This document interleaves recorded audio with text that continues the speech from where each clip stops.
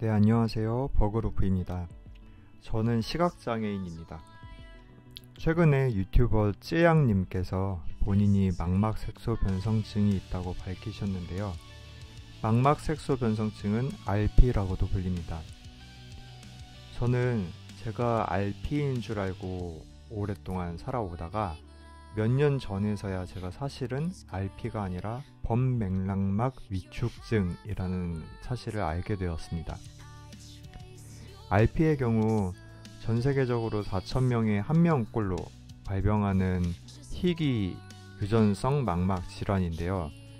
범맥락막 위축증은 5만 명에서 10만 명당 1명꼴로 발병을 한다고 알려져 있습니다.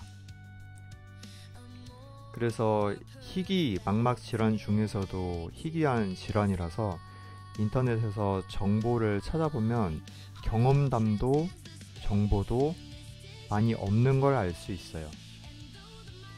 그래서 처음에는 그냥 정보를 찾아만 보다가 정보도 결국에는 누군가 만드니까 있는 거 아니겠습니까? 그래서 그 정보를 제가 직접 만들어 보기로 결심했습니다. 많은 사람들이 걸리는 질환이 아니다 보니까 보는 사람이 많지는 않겠지만 이 세상에 있을 저와 같은 또 다른 누군가에게 한 사람에게라도 도움이 되는 영상이 됐으면 좋겠습니다. 영상에 들어가기에 앞서 양해의 말씀 부탁드리는 거는 제가 아무래도 의학을 전공한 의료계 종사자가 아니다 보니까 제가 사용하는 단어들이나 아니면은 설명의 정확도가 조금 질이 낮을 수도 있다고 생각합니다. 그냥 사소한 의학 용어라던가 그런 부정확함 때문에 조금 거슬리신다면 그거는 조금 이해를 해 주시면 감사하겠습니다. 자, 오늘 제가 이야기할 거는 무엇이 나를 시각장애인으로 만들었는가 인데요. 범맥락막 위축증이라는 희귀 망막 질환에 대해서 설명을 하면서 제가 두 가지 키워드를 뽑아왔습니다. 그중 첫 번째 키워드는 바로 이 레티날입니다. 비타민 A를 레티놀이라고 하는데요. 그 비타민 A가 약간 변형된 형태를 레티날이라고 부릅니다. 이런 거를 비타민 A 유도체라고 부르는데 시각 활동을 설명할 때 가장 처음 마주하게 되는 개념이 바로 이 레티날입니다. 우리가 듣기 위해서는 청각세포가 필요하죠.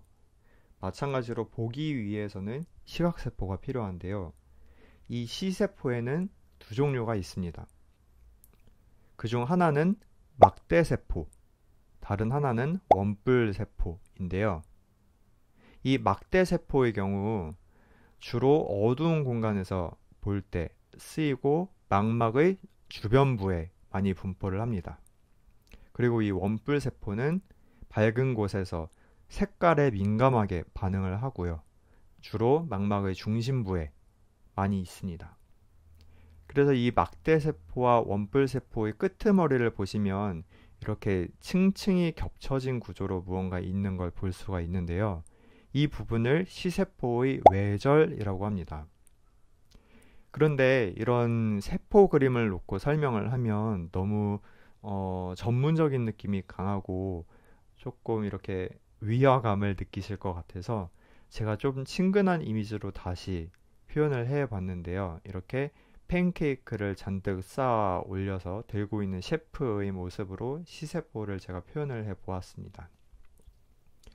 그래서 이 외절, 이 부분이 외절이라고 한다고 했죠. 그리고 요거를 이제 외절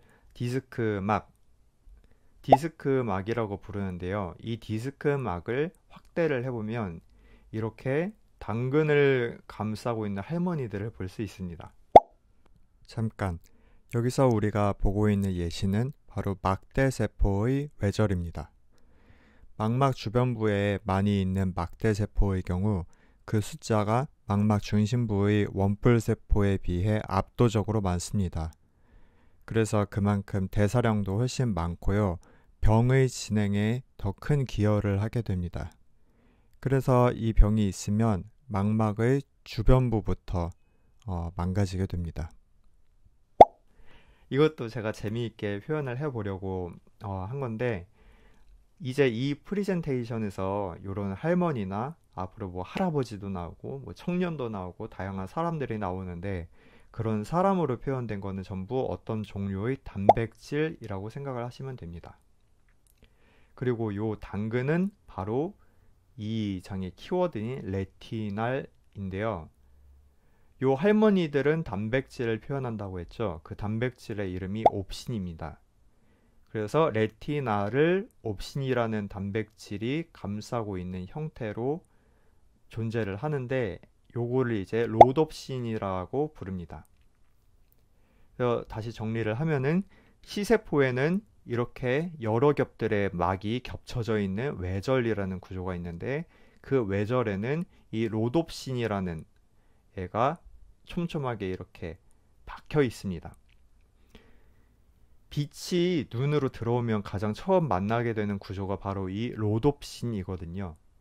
그런데 C세포가 이렇게 생길 수밖에 없던 이유가, 이렇게 층층이 겹쳐진 구조로 만들어진 C세포는 표면적이 넓어집니다. 겹쳐놨으니까요. 그래서 이 겹쳐진 디스크 막마다 롯옵신이 박혀 있기 때문에 롯옵신의 숫자가 많겠죠, 굉장히. 그러니까 빛이 들어오면은 효과적으로 그 빛과 롯옵신이 반응할 수 있는 구조입니다. 여기까지 이해되셨죠? 그 다음으로 넘어가겠습니다. 자, 빛을 제가 축구공처럼 표현을 해보았습니다. 빛이 눈으로 들어오면 이 레티날과 부딪히게 됩니다. 빛이라는 거는 결국 어떤 종류의 에너지를 말하거든요. 그리고 모든 물질은 원자로 이루어져 있는데, 그 원자에는 전자라는 구조가 있습니다. 전자라는 입자가 있습니다. 그래서 빛이 어떤 물질을 향해 이렇게 들어오면은 이 전자라는 입자가 빛을 흡수하게 됩니다. 그러면서 이 물질의 변형이 일어나게 되는데요. 레티날이라는 거는 원래는 이렇게 구부러진 모양으로 생겼습니다. 그런데 빛이 눈으로 들어와서 이 부분에 빛이 이제 맞게 되면은 빛이 갖고 있던 에너지를 흡수를 하면서 이렇게 길쭉하게 모양이 펴지는 변형이 일어나게 됩니다. 그래서 이 당근이 레티나를 표현한다고 했죠. 이 당근이 이렇게 변화하게 되는데요. 당근이 변화하면 그거를 감싸고 있던 할머니들도 같이 변하겠죠. 왜냐면 구부러져 있던 게 빛을 만나면서 펴졌으니까요. 그래서 이 옵신이라고 불리는 단백질 구조도 함께 변하게 됩니다. 그러면서 이제 뒤에 연쇄적으로 다른 기전이 작동을 하면서 뇌가 이해할 수 있는 전기 신호가 만들어지게 되는데요. 여기서 저희의 관심사는 어떻게 빛이 전기 신호로 변환이 되느냐 보다는 이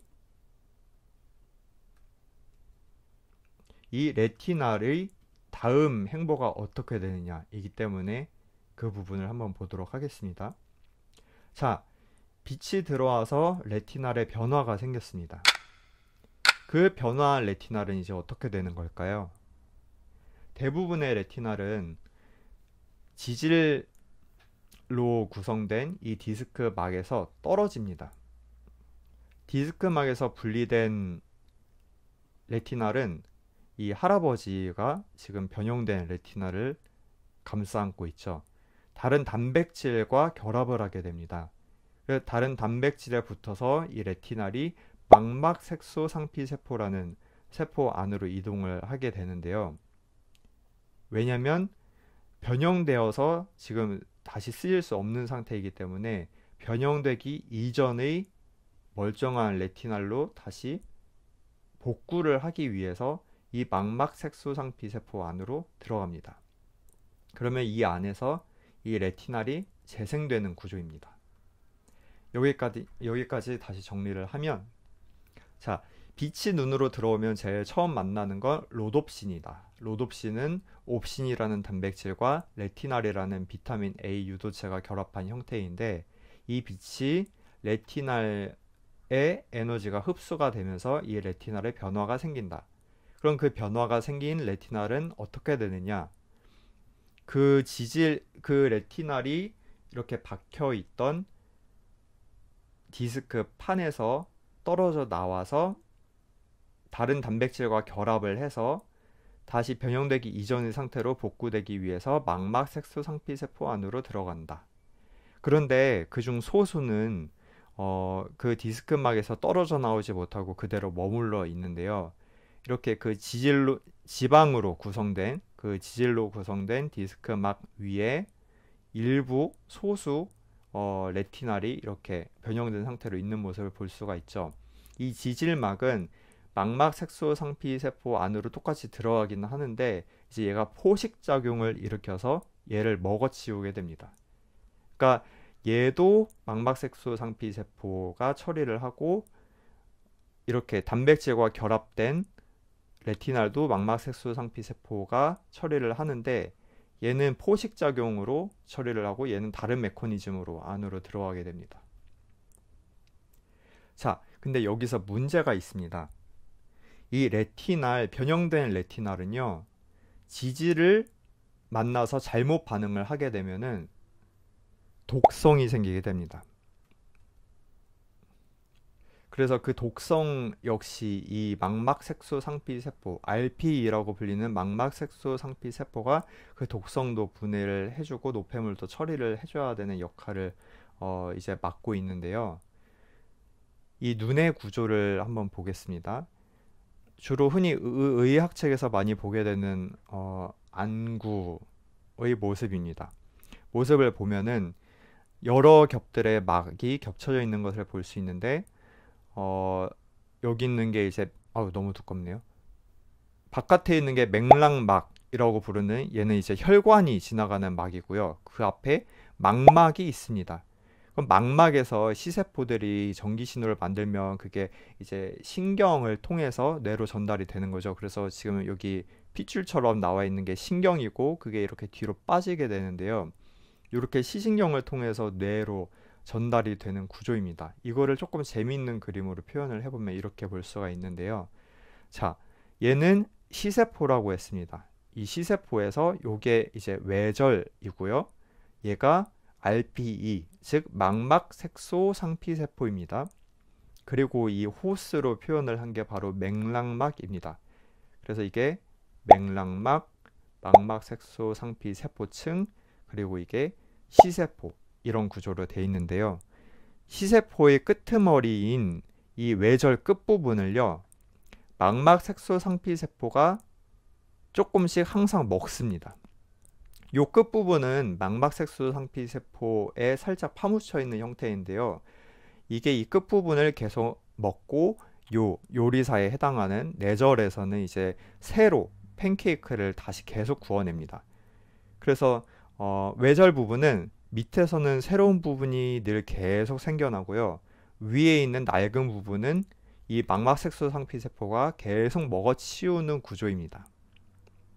그런데 이 망막색소 상피세포가 이런 독성을 분해하고 노폐물을 처리하는 과정을 만약에 못하게 되면 어떻게 될까요? 그 과정을 처리를 하기 위해서는 많은 종류의 단백질이 이 세포 내에서 필요한데요. 그 중에 저희가 볼 거는 랩1, 제가 이걸 처음 써봐서 랩1이라는 단백질입니다. 자, 지금 저희는 망막색소 상피세포 안으로 들어왔습니다. 실내에 들어왔으니까 조금 조용히 얘기하겠습니다. 망막색소 상피세포는요, 아까 말한 것처럼 포식작용을 통해서 시세포 활동을 하고 남은 외절 찌꺼기를 먹은 상태입니다. 그 외절 찌꺼기는 지금 이 택배 상자 안에 담겨 있는데요. 세포 안에서 이 택배 상자가 혼자서 노폐물을 분해하는 것이 아니고 이것을 처리해 줄 수 있는 곳으로 이동을 해야 합니다. 그런데 그때 이동할 때 쓰이는 단백질이 또 있습니다. 여기서 이 택배 기사에 해당하는 단백질 이름이 랩입니다. 근데 여기서 랩은 R, A, B 해서 랩이 되고요. 앞에서 말한 랩1 단백질을 할 때는 R, E, P가 되겠죠. 지금 이 둘의 관계를 한번 살펴볼 거예요. 이 택배 기사에 해당하는 랩 단백질은요, 이 택배를 소각장으로 이동시키는 역할을 합니다. 노폐물을 처리해야 하는 역할을 하는 거죠. 그런데 중요한 거는 이 택배 기사는 물과 더 친합니다. 기름과는 친하지 않아요. 그런데 이 택배 상자는 기름 성분으로 되어 있습니다. 그래서 그냥 이 상태로는 택배 기사가 이 택배를 이동시킬 수가 없고요. 택배 기사의 꼬리에다가 꼬리 부분에다가 기름 꼬리를 달아줘야 합니다. 그러면은 이게 이 꼬리랑 요 택배 상자랑 둘 다 기름 성분이잖아요. 그래서 둘이 결합을 해서 이제 이 택배 기사가 택배를 끌고 이동을 시킬 수 있는 상태가 되거든요. 그래야지 이제 이 라이소좀이라고 불리는 소각장으로 이동을 해서 분해를 할 수가 있습니다. 그래서 이 꼬리를 부착시키기 위해서 이제 효소가 필요한데 그 효소가 있는 곳으로 택배 기사를 이동시키는 일, 그리고 그렇게 해서 꼬리가 붙으면 이제 이 꼬리는 조금 잘 상하거든요. 그래서 그 꼬리를 잘 지켜가지고 요 택배 상자까지 이동시키는 일을 이제 우리가 지금까지 얘기했던 랩1 단백질이 합니다. 랩1 단백질이 REP라고 했는데요. 어쩌다 이런 이름이 붙게 됐냐면 지금 이 택배 기사가 랩 단백질이라고 했잖아요.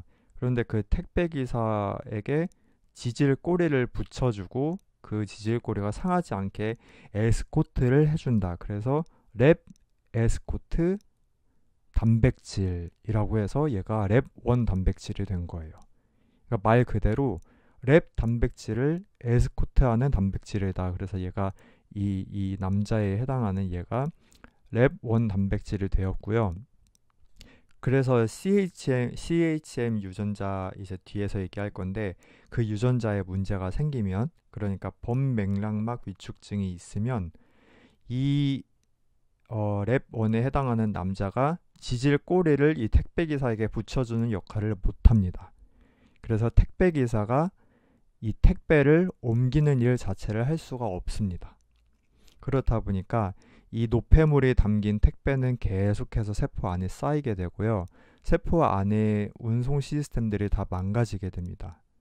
그러면서 어떤 일이 생기냐면 자, 다시 밖으로 나왔습니다. 망막색소 상피세포 안에 노폐물이 계속 축적돼서 얘가 망가집니다. 얘가 먼저 망가져요. 그러면은 사실 원래 이 망막색소 상피세포가 맥락막에게 혈관 건강 유지를 위한 신호를 계속 보내고 있었어요. 그러니까 망막색소 상피세포가 건강 신호를 보내줘야 이 혈관 건강이 유지가 되는 거거든요. 그런데 이 안이 노폐물로 가득 차고 이 안의 시스템이 망가지면서 그 신호가 줄어들게 됩니다. 그러면 맥락막이 건강을 잃게 되겠죠. 그러면서 점점 위축됩니다. 그래서 범맥락막 위축증이 됐어요. 그리고 한편으로는 요 C세포 역시 얘가 외절을 잘 처리를 해주고 비타민 A 재생을 잘 해가지고 돌려줘야 이 순환이 잘 이루어지는데 얘가 그 기능을 못하니까 이 C세포도 따라서 망가지겠죠. 그 다음 요 맥락막이 위축되고 나면은 사실 혈관이라는 거는 뭡니까? 그 혈관은 우리가 심장이 뛰는 이유가 심장이 팍 뛰면서 온몸의 혈액을, 그 산소를 머금고 있는 혈액을 딱 보내줘서 세포가 이제 활동할 때 산소가 필요하지 않습니까? 그래서 그 산소를 공급하는 역할을 하는데 지금 이 망막색소 상피 세포가 망가지면서 이 맥락막의 혈관도 같이 망가졌잖아요. 그래서 여기서 이제 산소 공급이 망막 색소상피세포와 C세포로 산소 공급이 원활하게 이루어지지가 않습니다. 그래서 그것 때문에 C세포는 또 망가집니다. 그래서 이런 식으로 망막 색소상피세포가 먼저 망가지고 그 다음 이 맥락막과 C세포가 연달아서 무너지게 되는 병이 바로 이 범맥락막 위축증입니다. 맥락막이 전체적으로 위축되는 그런 게 관찰이 된다고 해서 이름이 그렇게 붙었고요. 비슷한 질환으로 망막 색소 변성증이 있죠. 그런데 망막 색소 변성증은 이 망막 색소 상피세포 자체의 문제에서 시작이 됐다기보다 이 C세포를 이루는 외절 그리고 그 외 단백질, 그래서 이 C세포 자체의 문제에서 시작된 게 망막 색소 변성증입니다. 그런데 얘가 이제 망가지고 나면 이 망막 색소 상피세포 안에 있던 멜라닌이라는 색소가 이제 침착이 되면서 망막이 어둑어둑해지게 관찰이 된다고 해서 병 이름이 망막 색소 변성증이라고 붙었고요. 하지만 그 시작점은 다르다는 거. 범맥락막 위축증은 RPE 망막 색소 상피세포층이 먼저 망가지는 것으로 알려져 있고 망막 색소 변성증은 C세포가 먼저 망가집니다. 이렇게 이해를 하시면 될 것 같습니다. 그래서 범맥락막 위축증이 있는 사람은요, 비타민 A는 당연히 모든 사람에게 다 필요하지만 과하게 눈에 좋다는 이유로 영양제를 비타민 A를 보충제로 과하게 섭취를 하게 되면은 병에 더 해로울 수 있습니다.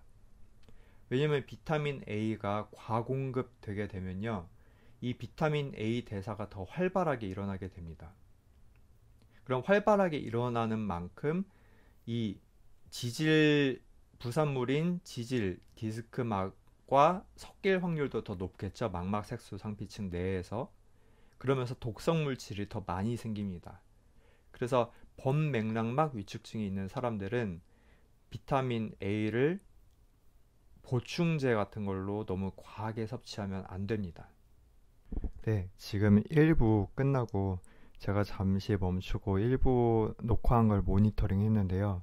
제가 설명을 너무 횡설수설 한 것 같아서 죄송한 마음입니다. 2부에는 최선을 다시 다해보도록 하겠습니다.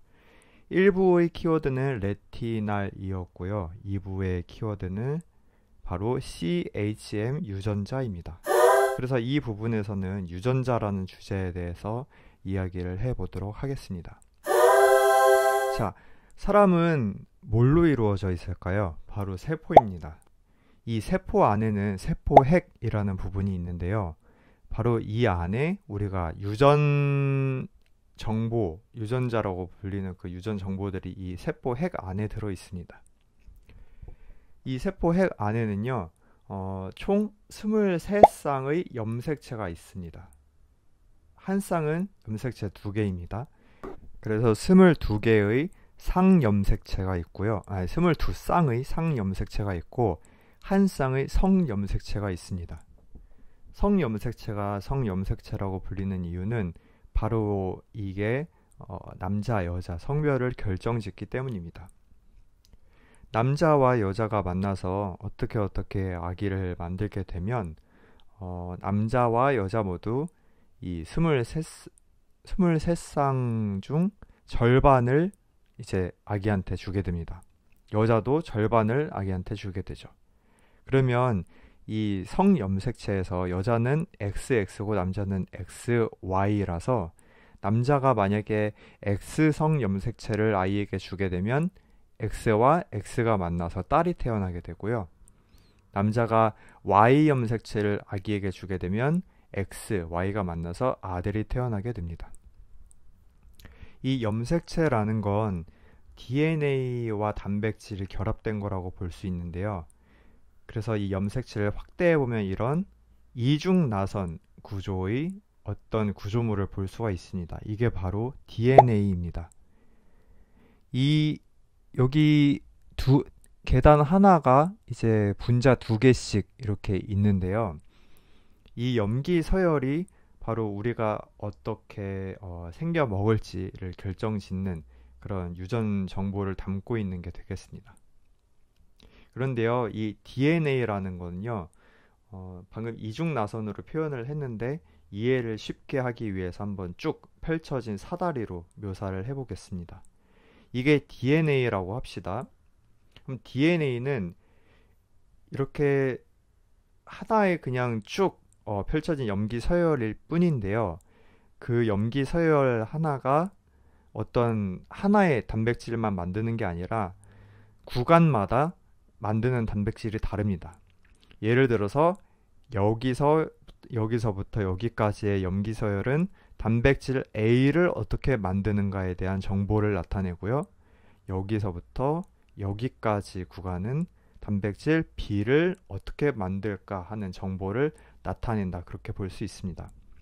그래서 하나의 DNA 안에서 이렇게 단백질 각각을 담당하는 그 구간을 이렇게 나눴을 때 그 구간 하나를 이제 유전자라고 부르죠. 그래서 우리가 지금 관심을 갖고 있는 거는 범맥락막 위축증을 유발하는 유전자인데요. 범맥락막 위축증은 바로 이 성염색체의 X 염색체에서 발생을 합니다. 그래서 남자는 X가 하나 있고 여자는 두 개 있잖아요. 여자의 경우 이 둘 중에 하나가 범맥락막 위축증을 일으키는 유전자가 있더라도 다른 나머지 X 하나가 보완을 해주기 때문에 쉽게 이렇게 증상이 잘 나타나지 않습니다. 그런데 남자의 경우 이 X 유전자가 하나밖에 없기 때문에 여기 이제 범맥락막 위축 일으키는 유전자가 들어가 버리면은 증상이 빨리 나타나게 됩니다. 상대적으로. 바로 이 범맥락막 위축증을 일으키는 유전자가 CHM이라고 불리는 유전자입니다. 그래서 CHM은 X 성염색체를 쭉 이제 DNA를 쭉 펼쳤을 때 그중 랩1이라는 단백질을 만드는 데 관여하는 구간에 해당하는 그 유전자가 바로 CHM 유전자다. 그렇게 볼 수가 있겠습니다. 자, 이 DNA라는 거는요, 실제로 쓰일 때는 요 이중 나선에서 두 이 나선이 다 쓰이는 게 아니고요. 이게 이중 두 개 중에 한 가닥만 쓰이게 됩니다. 그래서 이렇게 분리가 되면 이런 형태가 되는데 얘를 이제 mRNA라고 부릅니다. 그러니까 DNA의 복사본 같은 겁니다. 그런데 이제 DNA에서 우리가 두 가닥 다 안 쓰고 한 가닥만 가져와서 쓰는 거죠. 그리고 이 유전자에서는요, 유전자라고 해서 이게 다 우리 몸의 중요한 부분이 아니고 실제로 단백질을 만드는 데 관여하는 부분이 있고 그냥 쓸데없이 괜히 껴있기만 한 부분이 있습니다. 그래서 유전자에서 의미 있는 부분을 엑손이라고 부르고요. 별 의미 없이 그냥 껴있는 부분을 인트론이라고 부르는데요. 이 DNA가 쓰이기 위해서 RNA로 된 다음에 성숙기를 거치게 되면은 이제 이 인트론, 쓸모없는 부분은 사라지고 의미 있는 부분만 남게 됩니다. 여기까지 이해되셨죠? 그래서 이번에는 제 경우를 기준으로 한번 뭐가 문제길래 CHM 유전자가 문제라고 하는 걸까? 그걸 설명을 드리도록 하겠습니다. CHM 유전자는요, 총 1959개의 염기로 이루어져 있습니다. 그리고 이 염기 3개의 단위를요, 코돈이라고 부릅니다. 염기 3개가 모이면 코돈이 되는 거죠. 하나의 코돈이 되는 건데, 이 코돈 하나는 여러분 단백질이 아미노산으로 이루어진 거 아시죠? 그래서 어떤 단백질을 만들기 위해선 아미노산을 조합을 해야 되는데요. 이 3개의 염기인 코돈, 하나의 코돈이 하나의 아미노산을 어디다 어떻게 붙여야 되는지를 지시하는 역할을 합니다. 그래서 총 653개의 코돈이 있어요. 이 CHM 유전자에는요. 요 3개 단위가 하나의 코돈인데 이게 총 653개 있어서 653개의 아미노산을 서로 엮어야만 이 랩1이라는 단백질을 만들 수가 있습니다.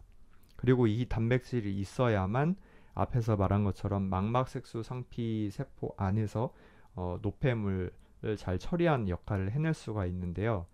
저의 경우 유전자 검사를 받은 결과 1959개의 염기 중에서 525번 그리고 526번째 염기가 삭제되어 있는 것을 알 수 있었습니다. 저의 경우 아데닌과 구아닌이 이제 유전자에서 삭제가 되어 있어요.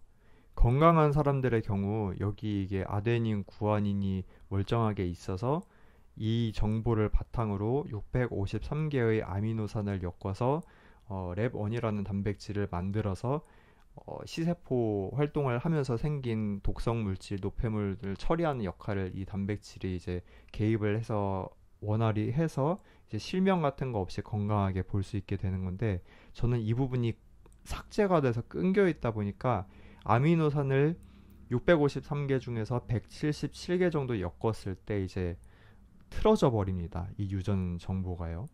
그래서 저는 이제 여기까지밖에 단백질을 만들 줄 모르고요. 이게 한 28% 지점 정도 될 거예요. 그래서 이 뒷부분은 제가 만들 줄을 모릅니다. 그런데 CHM 유전자에 문제가 있다고 하더라도요, 환자마다 그 어디의 위치에 문제가 있는지는 다 다릅니다. 어떤 사람은 예를 들어서 뭐 세 번째 아미노산을 엮을 때부터 문제가 생기기도 하고요. 어떤 사람은 끄트머리 다 가서 문제가 생기기도 합니다. 그래서 그 유전자의 어느 부분에 문제가 생기느냐에 따라서 실명되는 시점이 다 달라질 수 있습니다. 예를 들어 앞부분에서 문제가 생기면 눈이 더 빨리 나빠질 거고요. 단백질이 거의 다 만들어졌는데 끝에가 모자라다 그러면 더 늦게 눈이 나빠지겠죠. 저의 경우 조금 모르겠습니다. 앞부분이 나빠진 것처럼 보이는데, 그래서 이렇게 표현을 해보았습니다. 저희 랩1 단백질은 이제 레스트 인 피스, 편히 잠드소서 그렇게 돼버렸습니다. 자, 그래서 이 망막색소 상피세포 안에 이 랩1 단백질이 있어야 하는데, 이 랩1 단백질을 만드는 지도 역할을 하는 게 CHM 유전자다. 그런데 그 CHM 유전자에 문제가 생겨서 저처럼 그 염기 서열 중에 염기 몇 개가 이렇게 삭제가 돼 있다거나 해서 유전적으로 이제 변이가 생겨버리면은 이 단백질을 잘 못 만들면서 망막색소 상피세포가 제 역할을 못하면서 그냥 시간에 따라 죽게 되는 수가 있다. 그래서 앞에서 말씀드린 것처럼 이거는 X성 염색체에 있는 CHM 유전자의 문제이기 때문에 얘는 이제 X성 염색체로 유전이 되는 거고요. 이거는 X는 이제 남자도 X가 있고 여자도 X가 있잖아요. 저 같은 경우는 엄마가 갖고 있던 X성 염색체에 문제가 있어서 그거를 이제 저와 형이 받아와서 저희 가족은 지금 저 형 그리고 엄마까지 3명이 이 질환을 갖고 있는 상태고요. 보통 여자는 앞에서 말씀드린 것처럼 성염색체가 XX이기 때문에 하나의 X에 문제가 생겨도 다른 X가 보완을 해줘서 병이 잘 나타나지 않는다고 알려져 있기는 한데, 저희 엄마의 경우 한 60세 정도까지는 두 눈이 너무 멀쩡하다가 급격하게 증상이 나타나기 시작했습니다. 이거는 오피셜은 아니고 그냥 제 추측인데, 아마 엄마가 50세에 갱년기를 이제 갱년기 말고 그쯤 폐경을 겪고 나서 호르몬 수치의 변화도 생기고 고지혈증도 생기고 하면서 아마 엄마가 갖고 있던 안 좋은 X가 원래는 좋은 X에 눌려서 잘 활동을 못하다가 이 좋은 X의 스위치가 좀 더 꺼지고 이 안 좋은 X가 더 많이 켜지면서 이게 증상이 나타나기 시작한 건 아닐까 하는 생각이 듭니다. 그래서 교과서적으로는 여자의 경우 병이 증상이 안 나타나고 보인자로 남는 경우가 많아야 되는데, 지금 제가 겪고 있는 거는 저희 엄마가 바로 옆에서 눈이 빠르게 안 좋아져 가는 모습을 보고 있다. 늦은 나이이긴 하지만.